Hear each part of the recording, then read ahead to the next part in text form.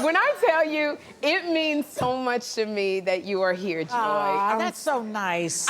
Because I have to say, you helped me so much to get here. I did? Yes, you did. How? Because, I'm gonna tell you, because one of the things, I don't take stuff personally. Like, I don't pay any attention to anybody on social media, because you said the moment you open your mouth, half the world will hate what you say.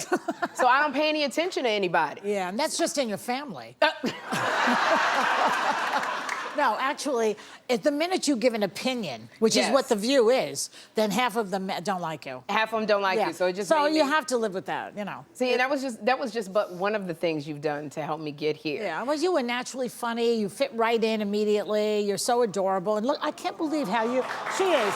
I cannot believe that you can sit here and just talk the way you do and be funny like that. But because we're stand-ups, you and I, so we're used to talking on a stage. You run your mouth all the time too, Joy. I know, I do. All the time. I know, but I always feel like I would have to have somebody here to bounce off of. You don't even do that. You just blab it out to the audience. It's fascinating how you do that. It's impressive. Well, thank you so much. Yeah. I love. And where do you find the material every day? I mean, are you going out looking for things to do so you have something to talk about? No. That's why me and you get along. We're at home all the time. I'm at home. Once I get out here, it's just like being on stage and just being able to talk about anything. I mean, I never talked about my G-spot. You the one talked about your G-spot. You don't ask me. Well, you know, the story was about somebody who, she said, I forget her name even, it's some celebrity. Yeah. I don't remember any of their names. But she said that she doesn't trust a guy who only had 4 women before in his 40s. Right. And I said, just give me one good one, that's all. That's it. Who can find it. That's it. I have not talked about my G-spot yet, so now that you've done it, now I can go and venture into that territory. Okay, go ahead. There we go. Be my guest. This is why I was so close to Joy. Do you remember when I came over to your place? Yeah. And we had our sleepover? Yeah. What happened? Well, you were reading a play that I wrote. Yes. And you were so good at it.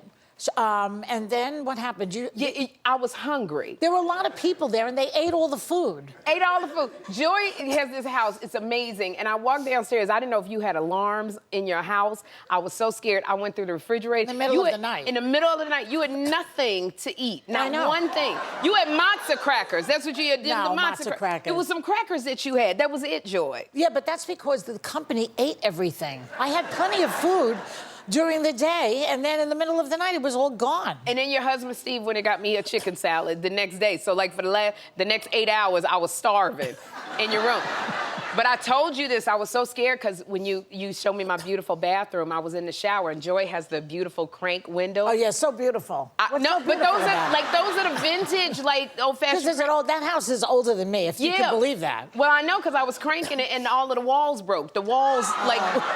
Yeah. And I was so scared to tell you. All day it took me all day to tell you. Who cares? It's just stuff. Who cares? Well, I'm glad you said that because my whole stomach was in knots the whole time. Oh, stop it. I do get it. I get in knots because, like, when I worked with you for the 7 years we worked together, I was so scared of Barbara Walters. You were? Yeah, I was so scared. Well, everyone was scared of her. You weren't scared of Barbara. No, I'm not scared of her. No, you're not scared of Barbara. I was never scared of her.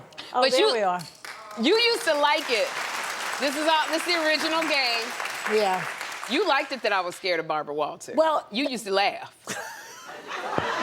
Why? What was scary about her? I don't know. She was just so, like, formidable. Yeah. And even like, and the thing about it is I would tell you stuff and then you would go and tell it. And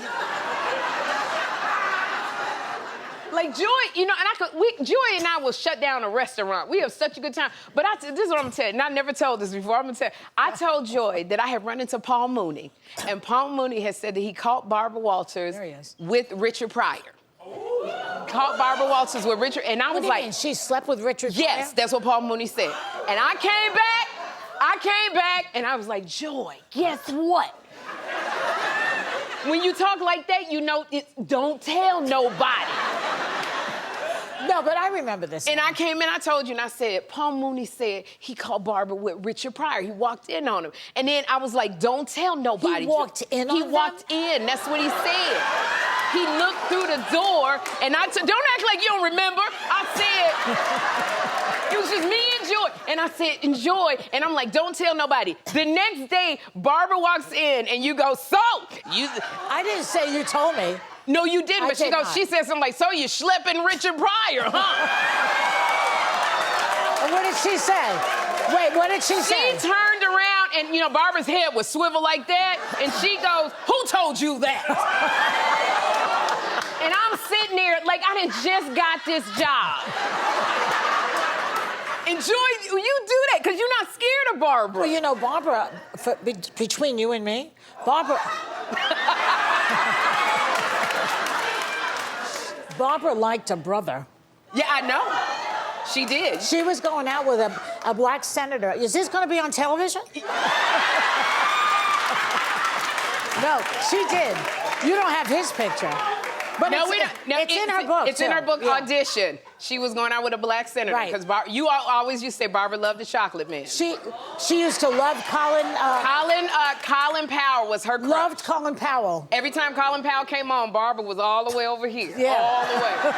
It's true. She did. She loved a brother. You know what?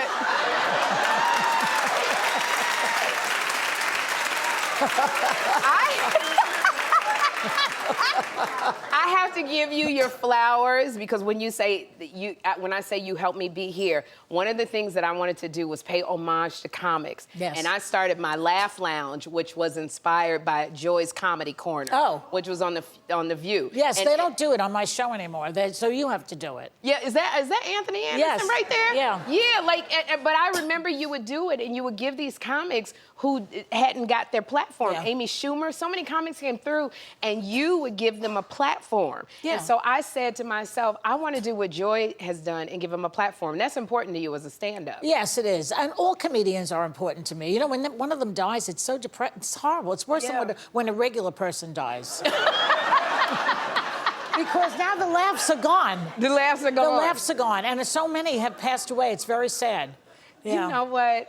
This is why we shut a restaurant down. We have so much fun. One of the things that I admire about you, Joy, is you were fired from The View. I think we all were. Like, you... I mean, duh, everybody gets fired Everybody from there. gets fired from The View. Nobody ever leaves voluntarily. The only person who left voluntarily was Meredith Vieira. That was it. Because they offered her a job at the Today Show for like 3 times the money. She said, yeah, hell yeah.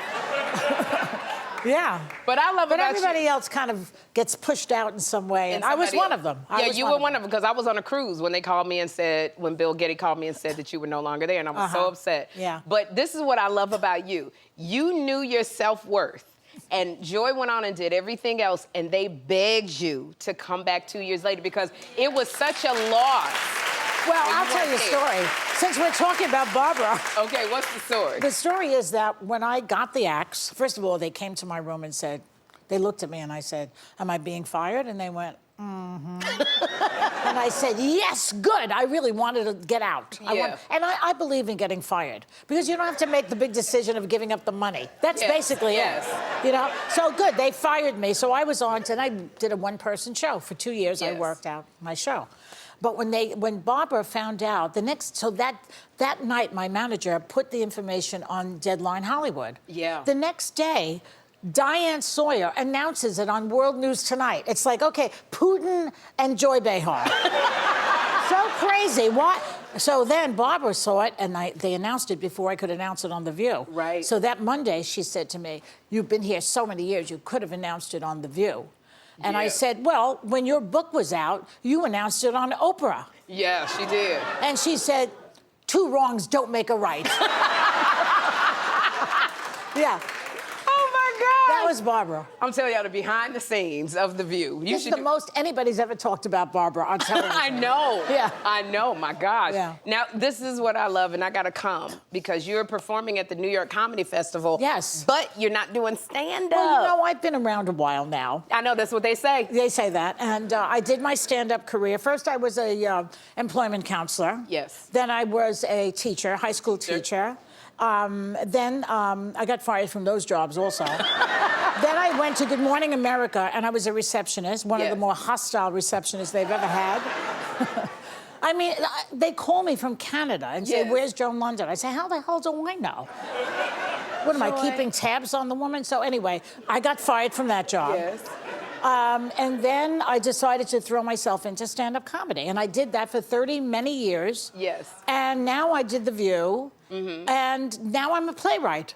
I love it. You have to keep reinventing You yourself. gotta keep reinventing yourself. So I wrote these plays, and it's with the Comedy Fest. It's called Bonkers in the Burrows. You read one of them. I read one of the house. plays, and I have to say, you are a brilliant playwright. When I came and read one of your plays, they were so funny and poignant. Oh, thank I you. loved them, so I'm excited for you. They're only like short plays, so how deep can you get, really? It was I loved it. The characters you gave me, I was having a good time. You were so good, too. Thank you so much. Yes. Well, okay, so now you're a playwright. You have reinvented yourself. That's one of the things that I love about you. You're always doing that. Now, you and Steve have been married for, is it how many years? Well, we got married in 2011, but we met in 1982. 1982. I think you got married the same day I got married to my Oh, there he is. ex-husband. There's Steve. He will not believe you put his picture on television. He is like Howard Hughes. He thinks he's Howard Hughes. He doesn't want to be on television.